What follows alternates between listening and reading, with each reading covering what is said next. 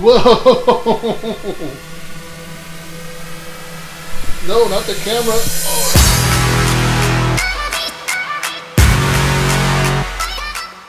What's going on, you guys? Today is a typical Saturday, and I wanted to give you guys a little bit of a look, kind of the inside of what we do on our days off. I'm always talking about how busy we are, but of course I never show it. I thought maybe it'd be a little bit interesting to show you what we do every single weekend. Really is not much excitement for the life of a snake keeper when you have a substantial collection and you don't have employees and you're doing everything yourself. So we're off. I'll show you guys what we do every weekend. All right, so not to make anybody jealous that's living in the areas where it's really freezing cold, we're in Southern California. We had a bunch of rain this week and it was actually a nice change. And then today, now the rain is gone and we have a beautiful sunny day. It is 77 degrees, pretty nice.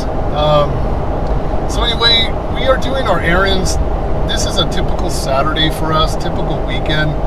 We have a substantial collection, as you guys know, so we need to make sure that the animals are taken care of. Now, of course, I'm like everybody else. I go on Facebook, I get to see what everybody else is doing, and it looks to me like everybody is having fun, except for us, because we're like slaves to these animals. And that's part of the reason why I say I'm really looking forward to retirement, because I just get no breaks whatsoever. Working the full-time job and then doing animal maintenance on the weekends. Apple's doing animal maintenance all during the week, and it's just a non-stop thing, and it gets old. But of course there are the rewards that come along with it, and we do enjoy it, but it's still a lot of work. So today is Saturday. It is almost 2 o'clock. The part that you did not see, of course, is that we wake up early, we go to the gym, we get home, and then we eat our breakfast, and then it starts. We've already spent at least 2 hours cleaning cages, doing some spot cleaning and some water bowls, and a couple of animals needed soaking and that sort of thing. And then after that, we head to one of our local stores that's actually a customer of ours. I'm a customer of theirs. They are a customer of ours. And we need to pick up our mice. They are our primary source of mice and our crickets and our dry goods. And then after that, we usually will head to one of the Asian markets because we need to get all of our other snake food and some human food, but usually we try to combine them both. And then after that, the part that you won't see in this video is then we need to go to our rat breeder, our local rat breeder, and pick up our rats. But he's unavailable today, so we won't be doing that. But anyway, I just thought it might be interesting for a few of you people. You know, we head to the Asian market and that sort of thing, and we have to get our frog legs and various food items for the snakes. And that is what you're going to see today. So we are headed to Garden Grove. We will be able to hit that Asian area and also our local shop. So we're on our way. No traffic on a Saturday, thank God. I mean, come on now. It's Southern California. There's too many people here. But anyway, we'll be there in a second and show you what the Asian market looks like. So we have a couple different stores that we go to. This is one of them. It's called Galat.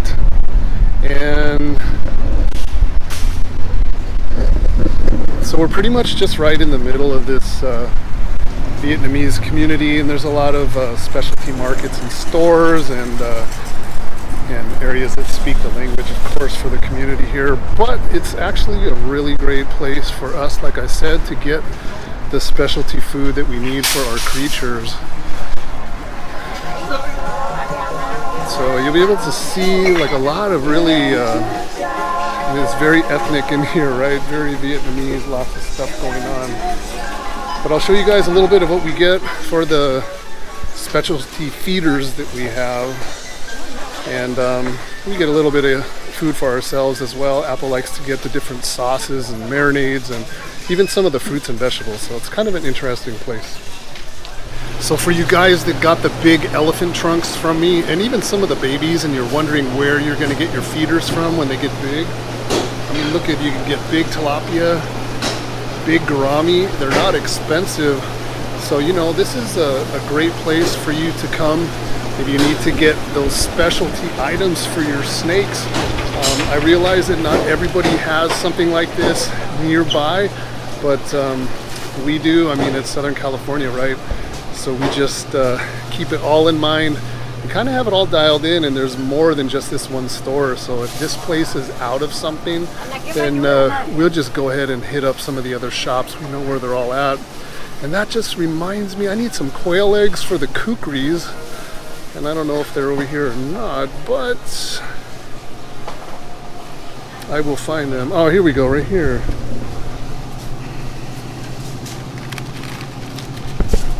So the kukris love these quail eggs, and I'm gonna stock up while I'm here.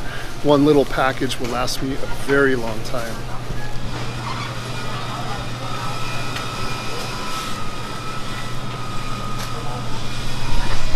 Okay, so I found the frog legs. They've got two different sizes, and actually it's really good because I need some that are the smaller size from some of the Pitayas fusca. So I'm gonna grab a couple packs of these. These will last me actually quite a while. And I see some bigger frog legs here.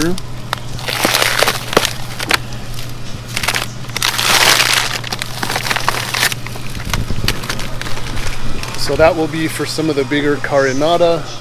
And I still have some in my freezer, but because we're here, I'm going to stock up even a little bit more than I need, at least at the moment anyway. That should carry me quite a while because a lot of that stuff isn't feeding on those frog legs exclusively.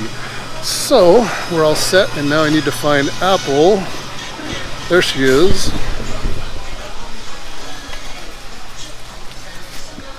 What do you got? No, you don't need to see this. So it's just a mix. We get some of the food shopping, like I said, for ourselves, and then some for the snakes.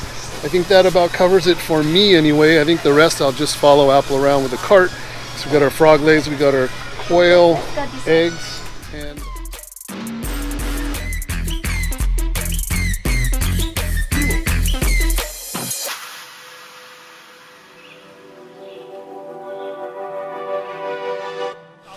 yeah. Can I have a chicken heart, please? A pound? 1 pound? Yes. And a pound of, yeah. Yes. Good.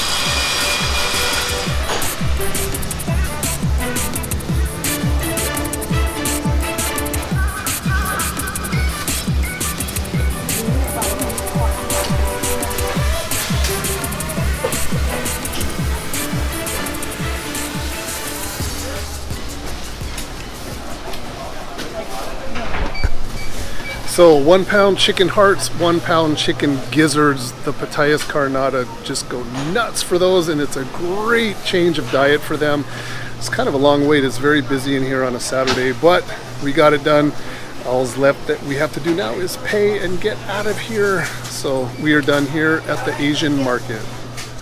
Next stop is Reptile Factory. It was a bit crowded in the Vietnamese market because Vietnamese New Year is February 5th.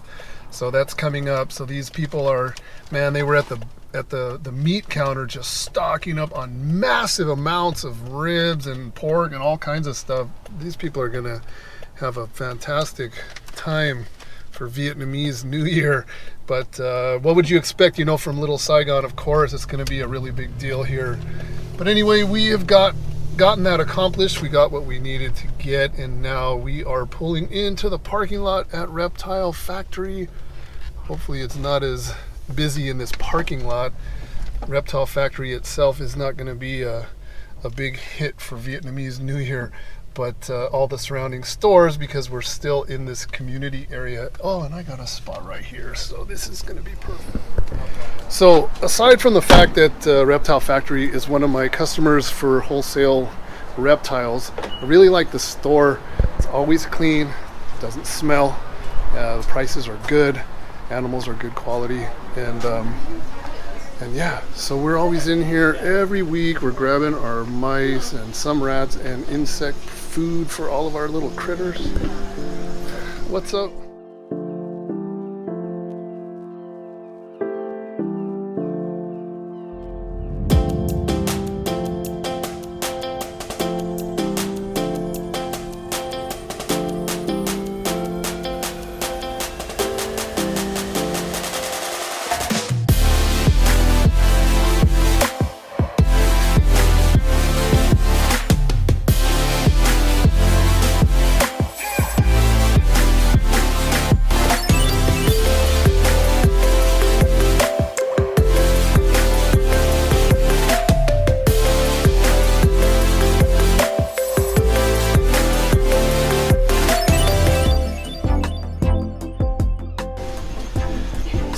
here, the way we have it worked out is that somebody always owes somebody. They either owe me or I owe them on a future shipment or whatever, or they owe me a little bit from the last shipment. So it's almost like there's never any money exchanging hands, always just kind of in here burning up that little bit of credit. But I go through a lot of feeders, you guys. I'm spending in excess of $200 a week to feed our animals, and it gets expensive. So you need to be generating that money in, you know, the sale of animals. Obviously I do the imports on a wholesale and a retail level, so you know, you need to be generating quite a bit of money to be able to afford to keep everything, you know, fat and healthy. But the animals in here are really good quality, and of course, right, a lot of them are coming from me, so I'm putting in the work before they get them a lot of times, also providing them some guidance. But these guys know what they're doing. They take really good care. They got really good staff. And it's nice for me to see my animals that I bring over here, bring into the United States, going into a shop like this. They have 2 other locations, so there's 3 locations in Southern California. And it's just nice for me to see, you know, a lot of my animals going into this place. And of course, you know, it's a retail store, so they make it out to you guys as well. And they're also at the expos, you know, right alongside us. We're out there all selling together. But we're all friends. We're actually really tight, really close with these people, so it works out really good. So I'm gonna grab my feeders and then we are out of here. No, it actually does not. You know what? My husband has that too. All right, you guys, we got our hands full here. We got tons of crickets and we got all of our mice, like I said before. So the one thing that is interesting about this place is that these are the European crickets. We need the small ones for our house geckos, but the Reptile Factory, for us, they order in, and I think they actually normally will stock these. These are these really big black crickets. And I don't know where they originate from. They kind of look like the black crickets that I used to see when I was a kid around the house. Now I see the brown European crickets around the house. Might be stuff that got out from me. That might be the reason, I'm not sure. But anyway, we get those really big black crickets. They don't die. We can keep them actually on hand for a month at least. Just give them a little bit of food, and the monitors love them. Tokay geckos, all that stuff. Anything that's big enough to eat any of those really big black crickets, they really like it. And they're fat and meaty, and the females a lot of times are full of eggs, so there's a lot of protein and a lot of nutrition.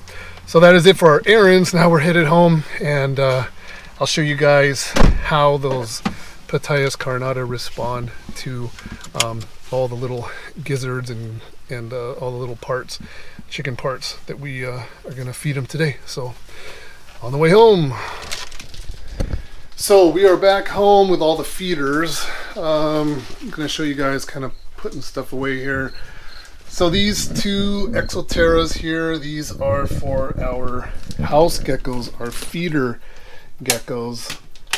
And you know, as long as you keep them fed and watered, they will live a very long time, just as any other reptile that's being properly cared for would. So we just make sure that we give them their weekly dump of crickets, and they are good to go. I usually don't spend a whole lot of time. I'll just dump the whole thing in there, and that'll be the end of it. Now I always think that there's not many geckos left in those boxes, but they hide behind those inserts, those back wall inserts, and there actually are a lot in there. But they live a long time, so we just pinch off that supply little by little. I don't have a super high amount of lizard feeders at the moment, so what I have now is going to last me for quite a while until the next shipment, of course. Now the big black crickets, we keep them in a bin. They seem to last a very, very long time.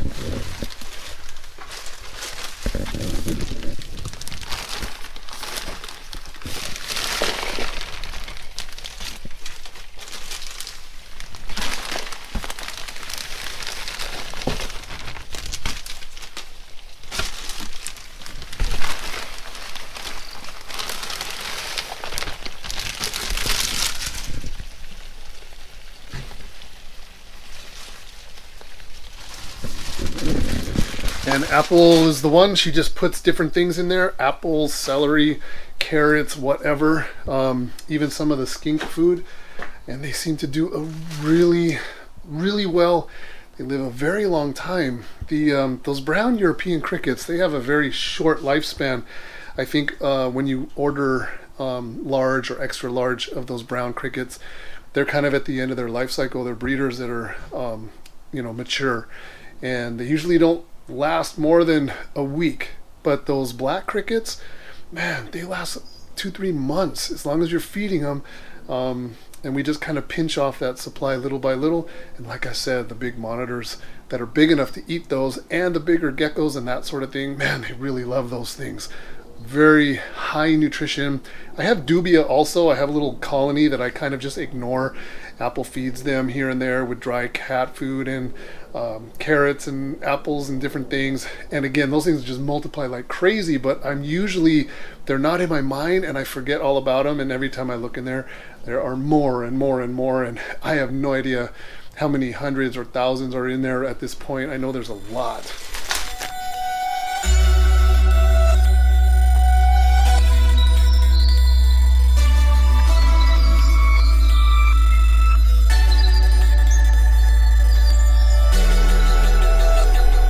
Whoa! No, not the camera.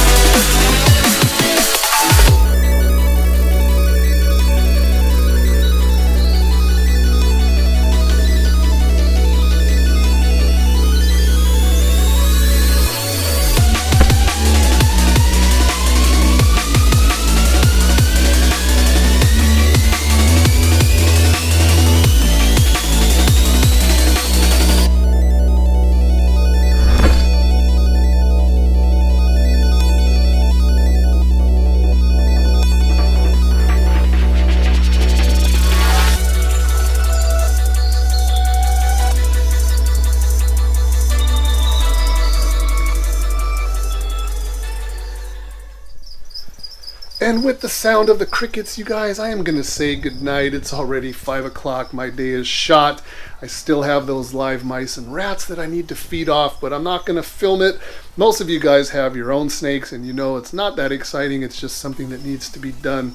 So, by the time I'm done with that, it'll be time for a shower, eat dinner, wind down, go to bed, and we'll wake up on Sunday morning and we'll do it all over again. That's pretty much just an inside look at DM Exotics and what we're going through every single weekend. It's non-stop animal stuff. It needs to be done. Animals have to be kept healthy and well fed, which of course they are, as you guys well know. And that is about it. Thank you so much to all the new subscribers. My DM Exotics channel is starting to gain some really good traction, get some attention. I really appreciate it. I'm trying to get better with dropping more videos, more content, but it is somewhat random. So if you want to be notified when I do drop any videos, hit that notification bell and you will get a notification when I do drop a video. I'm not much of an entertainer, so I don't want to be redundant. I want to provide value to you guys. I want to show you guys you know, what it's like to be me, to be us, DM Exotics. And so that's about it. Hope you guys got something out of the video. Feeding those pitayas and spilotes is always fun. I almost never have the cameras going, but I did, of course, today. So there's some pretty exciting shots that came out of it. I'm actually really looking forward to checking out the footage and getting this video edited and uploaded and public so you guys can watch it.